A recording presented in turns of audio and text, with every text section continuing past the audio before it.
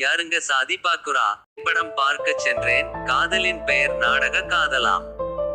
விளம்பரம் உற்று பார்த்தேன், சொந்த தோட்டத்து வாசம் வீட்டில் வீசுமாம். உலகமே டிஜிட்டல் மயமாகுதே. ஆம், சாதி சங்கங்கள் இப்போது வாட்ஸ்அப்பில். காதலின் நிலை தான் கலை கட்டுது, கழுத்தறுப்பும் உயிர் பறிப்புமாய். நட்பு உண்டு சாதியை முடிக்க. ஆம், வீட்டு வாசலோடு முடிந்தது நட்பு. சரி, உணவில் என்ன சங்கதி? ஓ, நீ மாட்டிறைச்சி சாப்பிடுவாயா? அறிமுகமாவது சரியாக உள்ளதா? அட, நீங்க என்ன ஆளுங்க, வை விட்டுட்டேன்.